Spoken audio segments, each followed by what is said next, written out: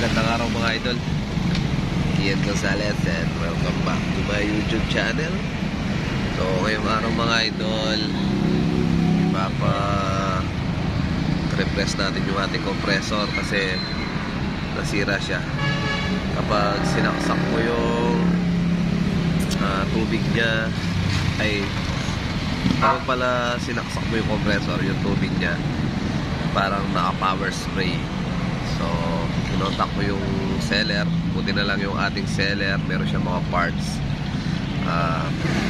i-repair niya, tapos i-refresh niya. Ito yung ating compressor.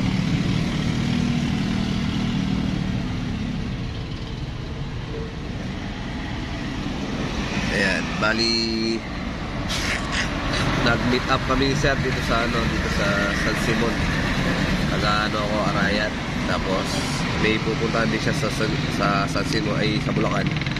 Tapos mag-exit siya dito sa San Simon. So ngayon hinihintay ko na lang. Medyo na traffic nga lang si sir. Buti yung napuntahan natin, nabilan natin. Matagal na din sa aking compressor na to, mga siguro nasa 4 years, 5 years na din. Toxin compressor, dual cylinder. So ipaparepress natin kay sir. Hintay muna tayo. Siya yung nagtitinda ng mga compressor sa mga ating mga air dyan. So ipapagawa natin, paparepress natin yung ating compressor kasi matagal na, lumang-luma na. Tapos mas magandang gamitin pala sa mga compressor natin kasi siya na sinisipon. Yung mga compressor natin dapat kulat yung nilalagay na tubig, hindi siya sa akin kasi tubig lang na natural yung aking ginagamit, kaya parang hindi nagtagal, nasira agad. So kailangan yung cooling system natin ay coolant, kaya pag nagawa na yung ating compressor, ikukulat na natin. So hintay lang kay sir. Ayun, sir, magandang umaga po. Tanong ko lang, ano kayang sira ng compressor ko?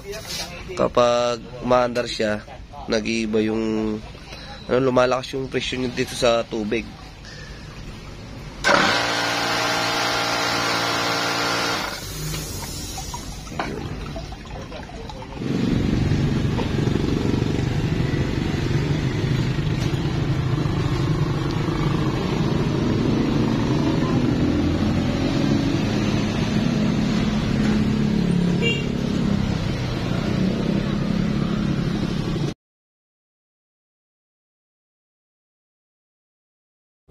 Yun, magandang araw mga idol. Ian Gonzalez and welcome back to my YouTube channel. Good morning. Kukunin na natin mga idol yung ating pinagawang compressor. Yung araw tapos na daw sa dating tagpuan. Kaya sa San Simon. Agad daw pupunta ng Bataan ata si sir, kasi dadaanan niya na San Simon ngayon para magamit na natin yung ating compressor. Samahan niyo ako mga idol. Nagkuha namin ni sir mga bandang 4:30. Ang oras natin, time check natin, nasa 3:45.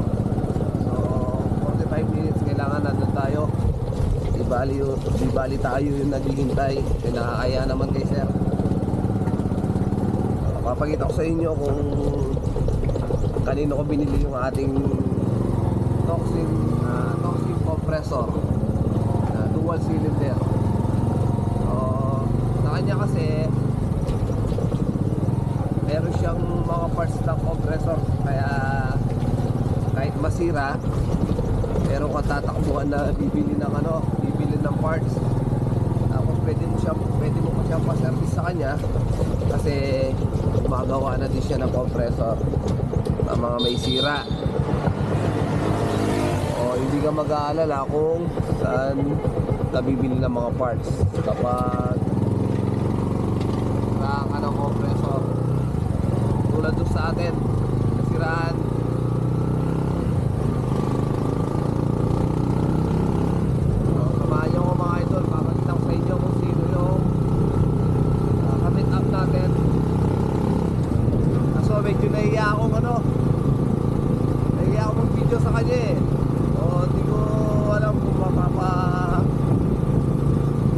araw po kayo.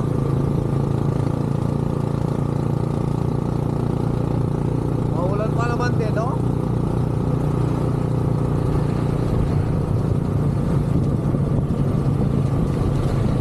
Like ko muna mga idol. Dating na lang sa location doon natin na ano, bibidyohan.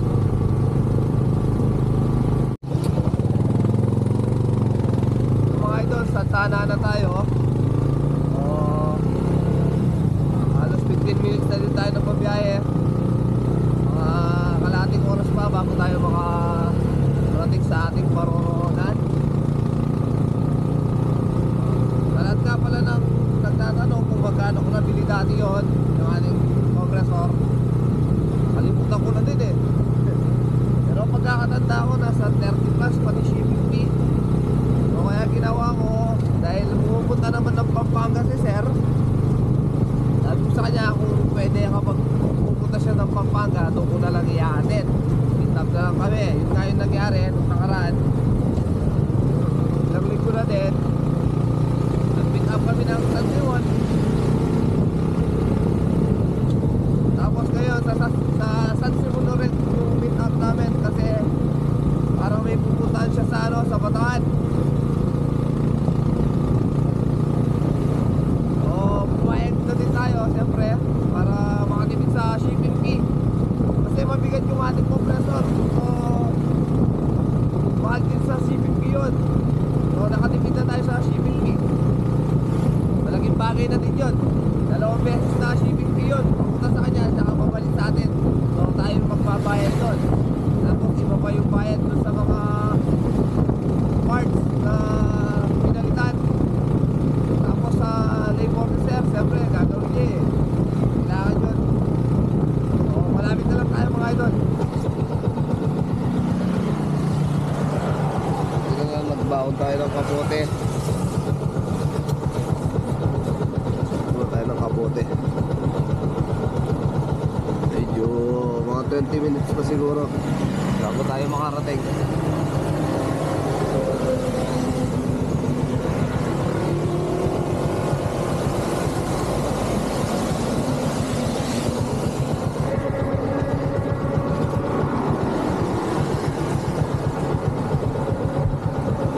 Yun. So na ulit.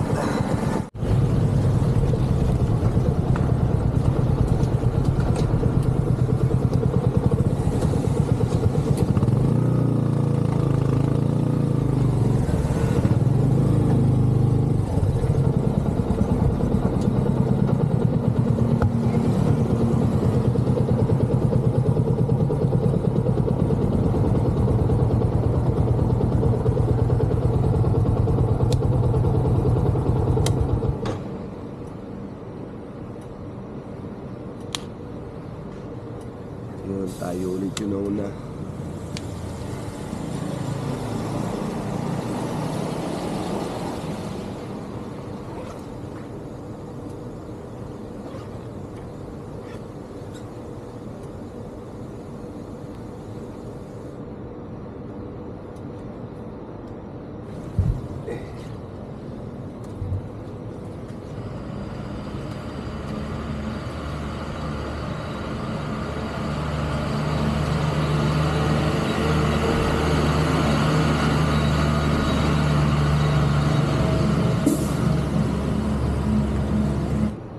For 26, tapos mga 5 AM daw nandito na siya.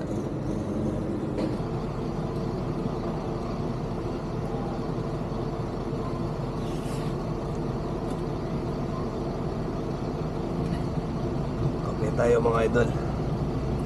Habang naghihintay ng oras. Kape. Ito na si sir.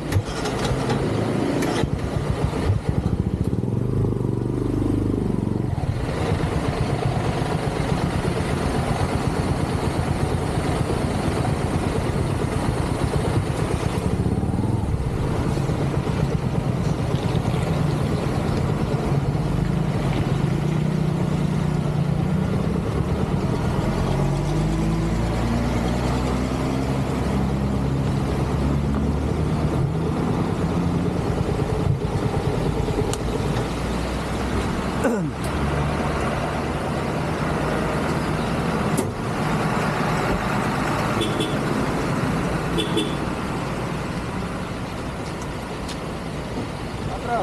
Ay, Good morning. nagka dumating. Yo, 4:20.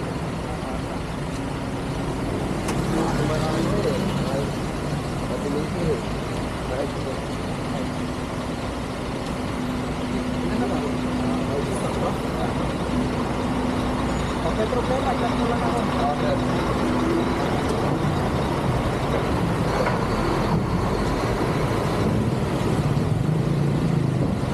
Maaga kami, naabot namin yung wine shop eh. Magkakati kayo? Ay, dalawang tropa kita.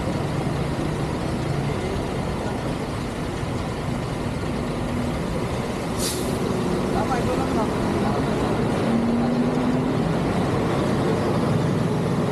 Kaya akin yan.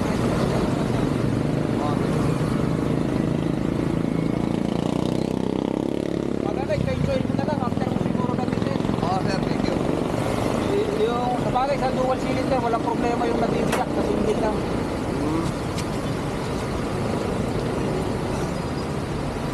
Sir, thank you. Sige, thank you. Oo. Pag ano, videoan mo lang, patingin ako. Oh, sir. Tapos gamitin mo na sa ano, pang business ba? Oh.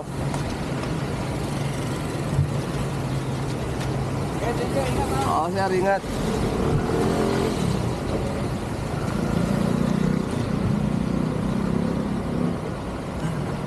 Kaya magpasyaraw.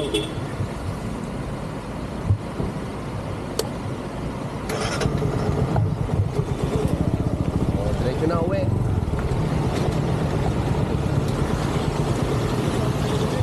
Maghahunting pa na sila. Nahabol daw nila yung mga wild duck. Tayo naman, pauwi na. O, pakita ko na lang sa inyo mga idol sa pagdating sa bahay kung ano-ano yung mga pinalitan at nagawa. Pauwi na lang mga idol. Kita-kita sa bahay. Oh, ito na mga idol yung ating compressor. Ayan. Sabihin ko lang yung mga napalitan. Una, ito, yung gauge. Temperature niya, wala na yan, sira na yan dati. Tapos, ito, palitan din yan. Yung o-ring set niya, lahat, o-ring set. At saka yung mga eto, napalitan din to, yung release valve, pati sa loob napalitan na din. Ano ba yung napalitan? Tsaka nga yung yun nga yung o-ring nya. Bali 5 yung napalitan: temperature, gauge, o-ring set, tapos itong pressure nya, 4. Tsaka yung kanyang head palitan na din. So yan, titest na lang natin sa next video. Tapos paggagawan natin ng stante nya. Paggagawan natin ng stante, tapos merong coolant na yung lalagay natin. Bibili tayo ng galon para sa ating coolant. Maglalagay na tayong coolant. Tapos maglalagay tayo ng maliit na radiator na pang Aerox. Meron akong pinaglumaan nun eh. So, tatry natin dito kung pwede siya. So, goods na. Para bago na ulit yung ating Toxing dual cylinder. Yan. So, kita-kits sa next vlog. Part 2 by Toxing Compressor.